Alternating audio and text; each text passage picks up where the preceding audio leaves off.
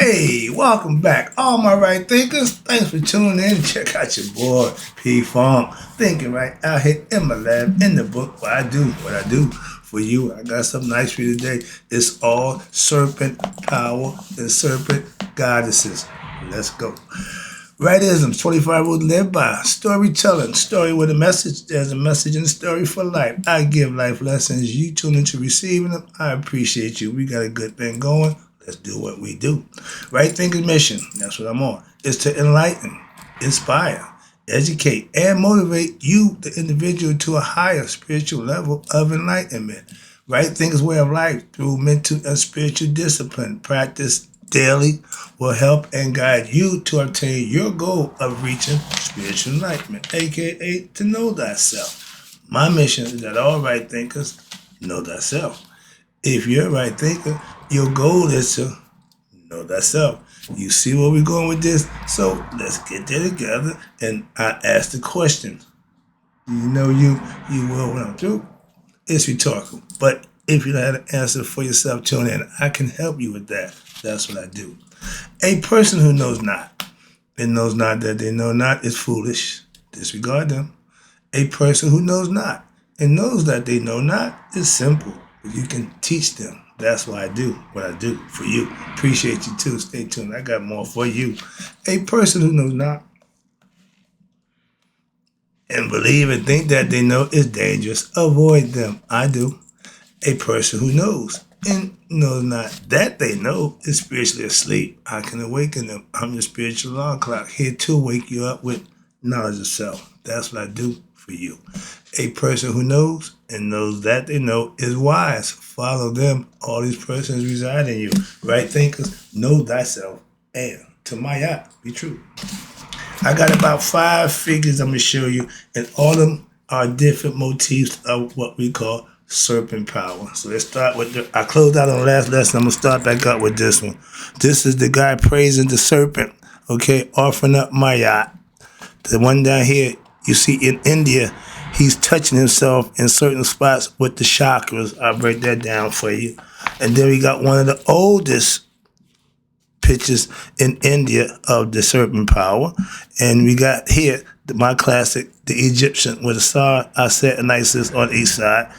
And then, Aset and Nephet. Then you got the original serpent power, which is your girls, Aset and Nephet. They double as the serpent goddess. Okay, so let's talk about it right quick. Then I've got some more stuff coming. See how much time I got to get through this. This should be nice. I just showed you the first one, figure number 20. It's the stelo from Penup, the dynasty, 19th dynasty from Dair el Medina in Waset, Egypt. He worships the serpent goddess, and her name was Mertseger. Okay, Mertseger, and she was known as she loves silence. In order to perpetuate her in favor in the development of your transcendental awareness, she represents silence. Okay, and the next one I showed you where they showed you an India yoga practitioner touching his body in the areas corresponding to the chakras in order to focus the mantra, aka words of power, prayer, and develop your Kundalini serpent power from Rajasthan in 1858, Gooch on paper. This is when India started their concept of Kundalini or serpent power. They call it Kundalini in the chakras. But on the third one I showed you here with the figure 22, it showed you the oldest deity which worship and serpents in Indus Valley, ancient India. It recognized as possibly the oldest known depiction of a yoga in India. This image incorporates what they call a philosophy later known as Kundalini Yoga. All right.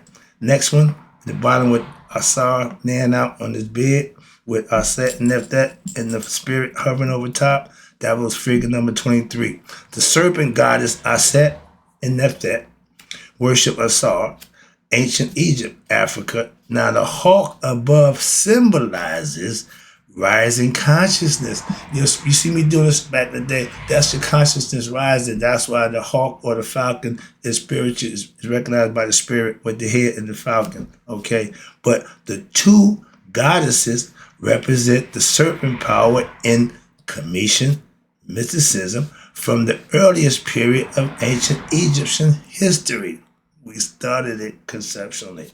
Now, the bottom when I showed you the two serpents tied together, that's the figure number 24. That's the serpent goddesses are set again in that depicted as what you call dual serpents, which are in reality just a manifestation of one single essence. Remember, Aset represents immortality, Neptet represents mortality. You can't have one without the other, and they always together. They don't separate. Okay, you see one, you see the other. All right, another story. But right here, take another picture. Now in India, they show the lotus flower was important. This is shine of life. It shows you how the serpent comes up out the lotus flower. I'll break that down for you. And this is my favorite classic, the Weighing of the Heart. Okay, you see the twins again? That's Aset and Neptet again. Anubis. Aset is over here. Maya is over here, and the heart is over there. Let's talk about that. Then I'm gonna take you over to the next page. I got some more. I gotta break out my little show and tell stuff here for my chakras. Okay, I got the 7 chakras, the colors of the rainbow. I got all that for you. I can break that down for you. Have some fun with that. Give you a good education. They took serpent power and took an aspect that we had, and they made a whole religion out of Kundalini yoga. They made it, okay? I just showed you the sign of the goddess of Kundalini in India. It's rising out of the lotus plant. The lotus flower represents new life because when the sun opens up, it grows in the funkiest, stinkiest muck and mire that they got. The dirtier, the better. Why? It grows pure. When it opens up in the sunrise, it opens up towards the sun. That's what we call new birth. So when you saw the lotus flower, you know that meant new life. And with the serpent coming out of it, that's what it symbolizes. And in India, the revered ancient sage Shankaracharya in a book stated the self, listen to this. This is the Indian concept. The self is within, hidden, and the self is without. That's nature. The self is before time began in the noon, and the self is behind in the physical world. The self is in the south.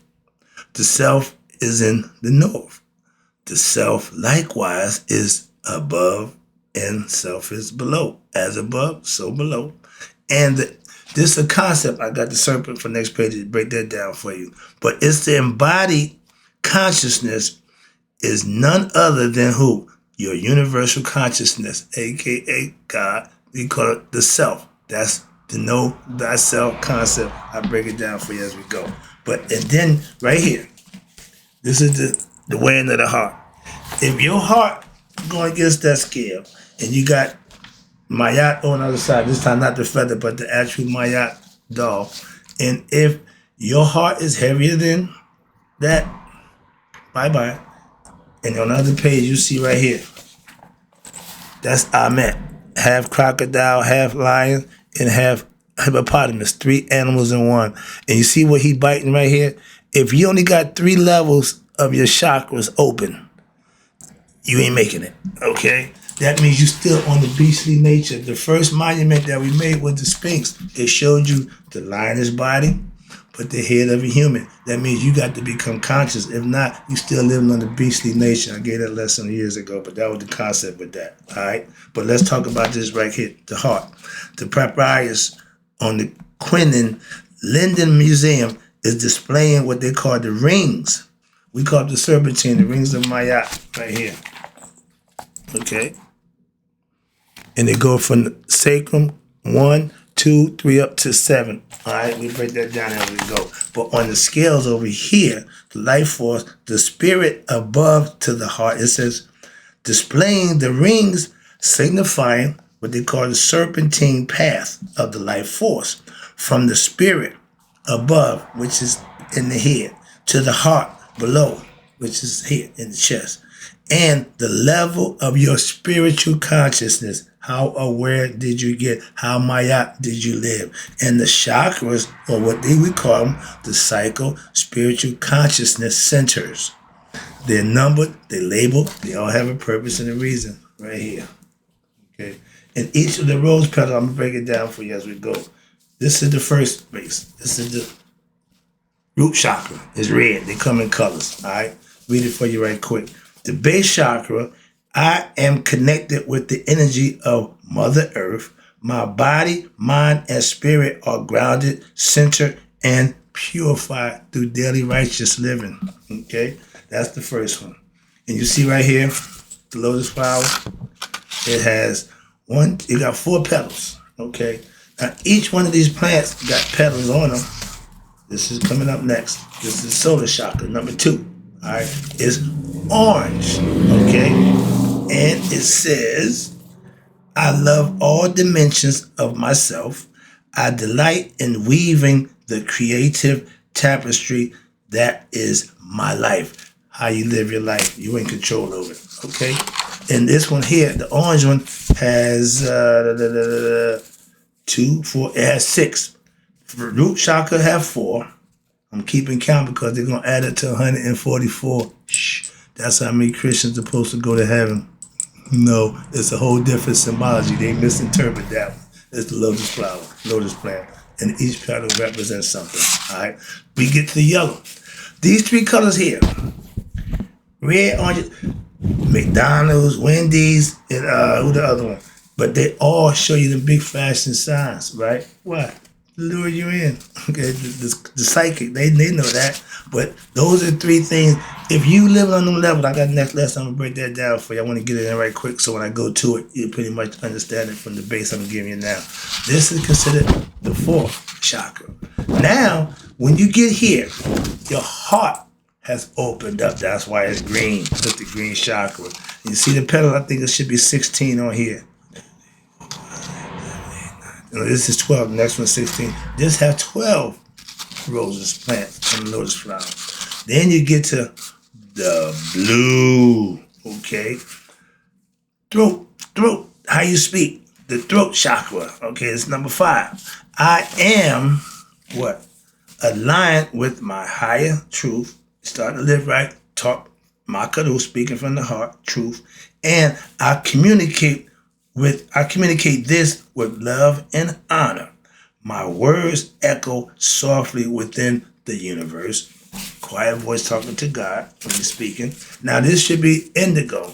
They got both of these are purple, but this is the 5th. This is the 6th. Excuse me. Oh yeah, it's the 6th. Excuse me. But you see on here the petal. This got I think 16. 1, 2, 3, 4, 5, 6, 7, 8, 9, 10, 11, 12, 13. Yep, 16 petals on that one. Now we counting them up. Now on the 6th chakra, considered the 3rd eye, that's right here. Okay, India called the Arjuna chakra. But it states the 3rd eye chakra. My mind now is open and I have new vision. 3rd eye vision. Okay?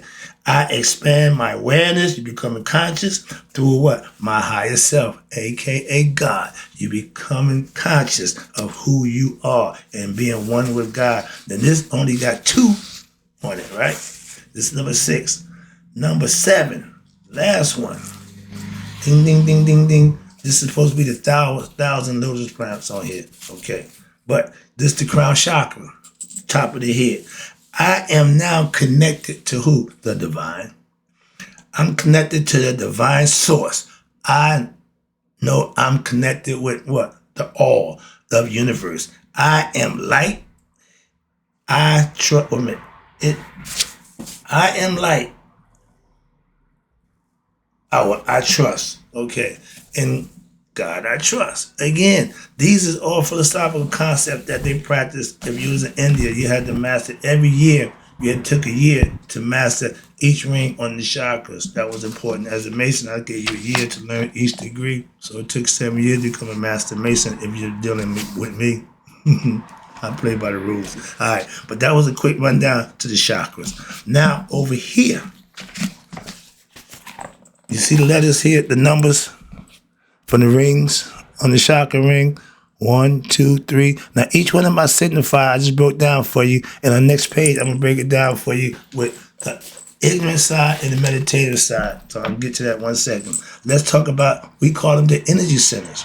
Okay, psycho, spiritual energy center of the subtle body. And each ring on the scale represents an energy center. I just gave you the 7, different color, purpose and reason behind them, little philosophical breakdown. But if you were studying, you would spend a whole year learning everything about the root chakra. You know about the root chakra, they say, from the rooted to the tulip. So that way, when you go to the next one, you master that. And once you get to the top, ding, ding, ding, ding, you will have reached what they call Nihas, or spiritual enlightenment. That's the goal for my right thinkers. All right, let me get this right quick. Above, I just showed you the ancient Egyptian artistic representation displaying what they call the chains, intertwining serpents of the Arat Shechem serpent power concept. And they call it the Safak Ba Ra. Safak means 7. Ba means soul, spirits of Ra. The 7 souls of Ra. 7 life force energy centers. That's what they're trying to explain it to you. And it's based on the Greenfield Papyrus. Here's the page I wanted to show you. This is the Kemetic system energy consciousness centers with the Safak Ba Ra and the Safak Ujat. The Ujat is the eye, the serpent. It turns into the Uranus. But this again, the breakdown of the chain, we're going to go through from 1 to 7 on each side. We're going to break down each level. We're going to break it down for you. A little quick breakdown for it. The left side is the layman term. The right side is the meditative principles. Okay, let's start with the right side. The 7 souls of Ra, the 7 serpents. 1, the first level, the red level, the root chakra. I am sustained and provided for by what? The self. He understands. Okay, that's the first level. On the other side, the layman term, it says fear or survival. We call it fight or flight mode. Know when to stand and fight, standing ground, or know when to haul ass. Okay, if it don't look good, Pat and Charlie time, pick them up and put them down, run fast. Okay, that's the first instinct. Again, these are all instinctive until you get to the 4th. And number 2, it says, I will control and harness my sexuality and create positive thoughts, feelings, and impressions. That means you're starting to come around to understanding about certain things. The layman term says sexuality and creativity. All I want to do is zoom, zoom, zoom, and a boom, boom, okay? That means you're getting more creative, you're getting more frisky with yourself. And on the 3rd level, let's start with the layman side first, because this is quick. 3rd side says power and control over others. This is when the ego kicks in. The ego wants to what? The ego number 3, I will understand my potential to serve others or to what? Manipulate and do others as they want. That's the ego self. Now, at that level, you're still considered a beast. So, Ahmet will get you. You won't escape the jaws. At number 4, this is where we want all us to be. What? Universal love. That's the green chakra. That means we've got compassion. We got empathy for somebody other than ourselves. I got mine when I got cats. Cat end up in my backyard. That was years ago now, I'm a cat and I got 2 of them. But I learned how to take care of somebody or care about somebody other than myself. Before that, I don't want no pet. Why? I ain't got time. Now, another lesson, but that's universal love. And that's what we all have the capability of having. Number 4, on the meditative principle, it says, I love and care for others and not just myself. Perfect example. See, I try to give you life lessons that pertain to what I know that I can explain and break down for you. It ain't got to be a whole allegorical story about something that never happened. No, I got real life stories for you. That's the difference. Layman terms, number 5, the 5th is gaining what they call self-control. Learning what comes out of your pie hole. We call it speaking makaru. All right, number 5. I have the power to control my own destiny and what comes out of my pie hole. I speak the truth, a.k.a. makaru. Number 6, my favorite number. That's number 1, play sports. 6 on the transcendental awareness, meaning something happened at the 6th level. That's the change that happens at the 6th level. Now, you don't just see external, you see internal. You start to see yourself for who you really are. A lot of people are scared to do that. They call it the dark side. Knowing thyself, you have to go in the dark room and cut the light off for yourself. It's called conquering your fear. Fear, the definition of fear is just false evidence appearing real. Everybody who challenged their fears, crashed through. Why? Because it's just a facade. You got to recognize that and go get it. David didn't have no fear of Goliath. Everybody else did. Muhammad Ali didn't fear, my man. Everybody else did. When you got you don't need anybody else. That's the concept. That's the mental mindset that you have to be in. And the 6th level, again, the transcendental awareness, that's spirit and matter have the same source. What's here is here. They one and the same. You got to figure that out. My job is to get you to have your heart conscious meet your mind conscious to become one. That's knowing thyself. That's coming from the same source. Once you realize that, and at the 6th level, that's when it happens for you. And the 7th level, now they call that what I do every day. Commune with what? Your higher self, your cosmic self. Y'all call it praying. Praying ain't communion. Praying is asking. Communion is going to a meditative state of mind. Free your mind, let it go, and now you can download what? God's information. I talk to my pastor. He said all the time, God put in my spirit. I know just what he's talking about. I understand just what he's saying. At one time, I might have known it. Why? If I wasn't doing it, I wouldn't know what the hell he's talking about. Oh, God, yeah. So I understand. That's what I'm saying. And for the meditative principle, at the 7th round, you ready? I am the self. The self and I are one. That means I've reached God's status. I know thyself. I am aware of who I am. I am that I am. You and him are the same. So you are the great I am. That's God in the flesh. Okay? Word made flesh. Same thing. Oh, I didn't read none of that. Excuse me.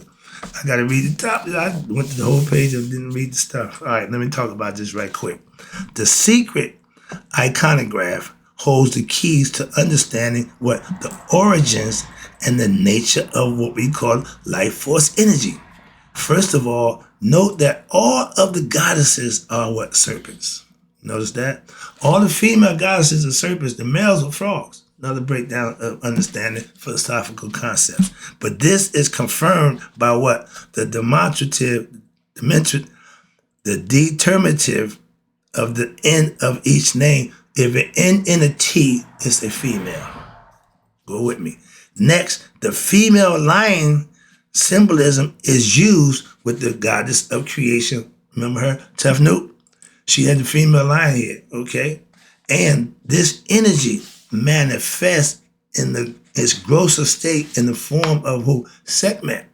That's Ptah's other half. Through her power of Sekhem, again, serpent power, Shechem, this power manifests in its what you call dual form of Sekhmet. This dual nature of the goddess is also the same one which works in the Mayate hall. You know who they were? Aset and not that. And the Mayate, the twin Mayate, the twin goddesses. I just showed you them a little while ago. But the hall through what? Through the Mayate goddesses, who are yet also known as, they call it, Arati. The goddesses are Aset and Netet. Thus, the two goddesses are who are the inseparable one. They don't leave each other's side. Companions of Asar in the inner shrine are none other than what? The same two serpent goddesses who proceeded from the same and singular essence. This same lion energy, the lion power, manifests in the most powerful icon of the serpent power in the Kemetic ancient Egyptian iconograph is who? You ready? The Hiram Iket, the Sphinx. It's the lion body with the human head. Okay? Thus, the supreme attainment is symbolized symbolized as what? A rising of the lion life force from a lower nature to the point between what? The eyebrows, aka the third eye, the Uranus. That's the lesson for now. I'm about to get busy with a whole bunch. I got nothing but what is images of serpent power. Hope I got nothing but serpents for you. So that's gonna be the next lesson. And right thinkers, may you all live to be 100. Me, 100 miles a day. So I never know that my right thinkers who learned their serpent power have passed away. I'll be back. I got more.